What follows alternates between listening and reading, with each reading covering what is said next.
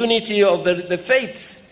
When we have had these last year's challenges of thinking and praying and thinking together how to overcome our deadly and many years fights and wars and during elections, we had many leaders from other churches who came along, and we all sat together and we said, God, this time round, let us not throw a stone against each other.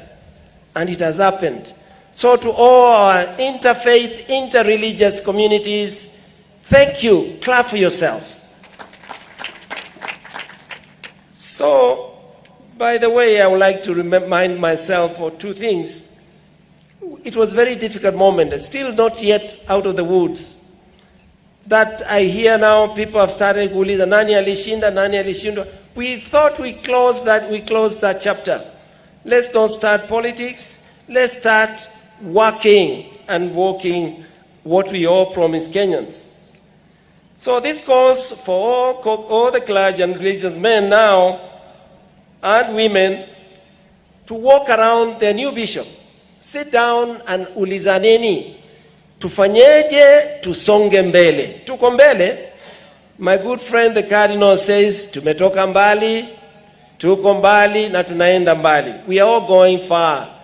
Let's hold hands. Let's walk together. And I want to remind myself, even us, church and all churches, we are not competing with the government for anything. We are complementing each other because the government has a duty to educate children. The church embraces them also. So partnerships are key to success in this world now. And listen everywhere. The nations are coming together. The tribes are come together. Even ushindi wa kura haukuwa ni kabila moja, ilikuwa ni vyama viliungana. So let's walk the world of partnerships. And that's why I like to, as I thank God and welcome my brother, just take an example. And I want to thank you, Your Excellency. And I want to thank you for coming on board and quickly setting teams that are going to think through education. Because that is one of our key components of success. Without education, forget it. We'll go nowhere. And you have set up this team to think through. The first results were yesterday over what we call the KCSE results. And we congratulate everybody who won and also walk with those who lost and say, pole, inawezekana kurudia, inawezekana kwenda mbele. But there are many openings now than ever before. There are openings at TVET level paid by the government. Sini kweli? Makofi kwao. There are openings from public schools. Kids are given what they call capitation. It started some while ago, it's going on, and we want to say, don't change that, even improve it. Makofi kwake. We want to thank God also that our universities, private universities, have gotten a chance to get capitation. I went to Kuea, and they said, hey, we have such a number supported, not totally, but supported by the government. So thank you, Your Excellency. And let's also ask and plead to move all the way to primary and to secondary that are private. The church runs many of these, and the parents are still struggling because fees are not cheap. They are in the 70s, 80s, 100s in second schools.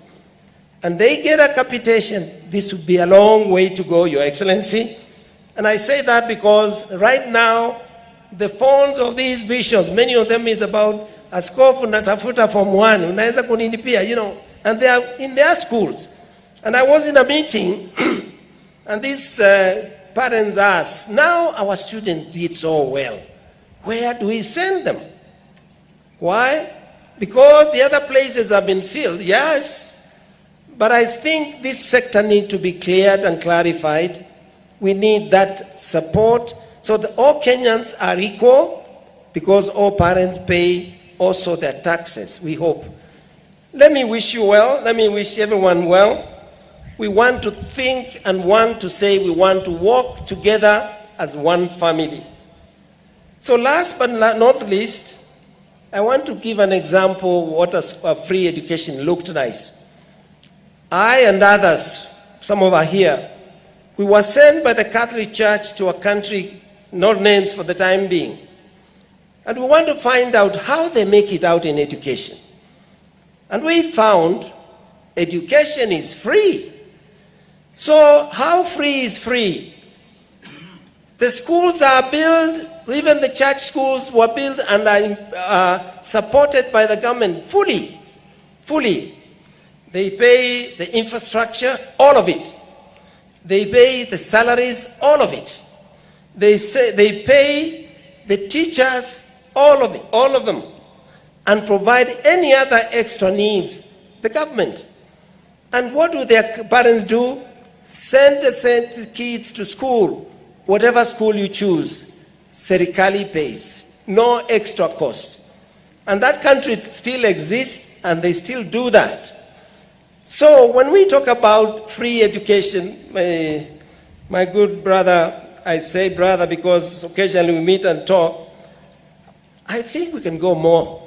We know we are landed in a world now, things are expensive, but we want to walk that direction where when we mean free is free. Peleka mtoto shule, na wazazi wapeleke watoto shule bila kuuliza.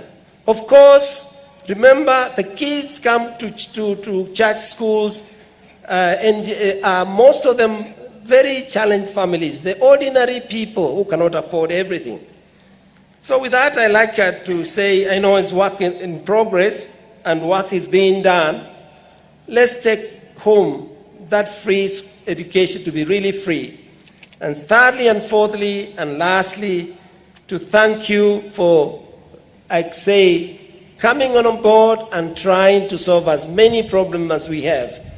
Engage us, engage the leaders at different levels. We are ready to put our ideas and even our support in terms of what we need to do differently. Kwa hayo machache, once again, my dear brothers in episcopacy, the bishops, all religious men and women, let's walk the path of synodality. Tushikane mikono, tusaidiane, nchi yetu iende mbele, makanisa yetu yaende mbele, kaunti zetu ziende mbele, na mwishoni kabisa tuweze kutambulikana kama watu wanaopenda nchi yao. Kwa hayo machache, Mungu abariki nchi yetu Kenya, Mungu atubariki, tupate ufanisi, atuondolee baa la njaa linalotukumba sehemu nyingi, na mwishoni tuwe wenyewe ndio wafadhili kwa wenzetu. Si lazima tutoe mahindi nje. We can grow. The efforts that I saw started in Tana River, now revived, it can happen if we all made everybody grow their own food close where they live. Kwa hiyo machache, asanteni na Mungu abariki. Ndugu na askofu mpendwa Juma, karibu tena, karibu baraza la maaskofu, kazi iko ya kutosha. Asanteni, tumpigieni makofi. Mwisho kabisa, kuna nyaraka 2-3 nahitaji kusoma hapa.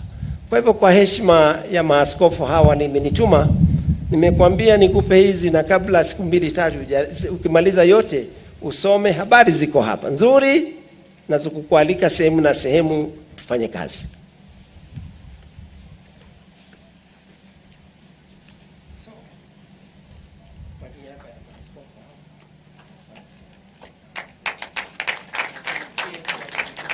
Makofi anapopokea waraka huo.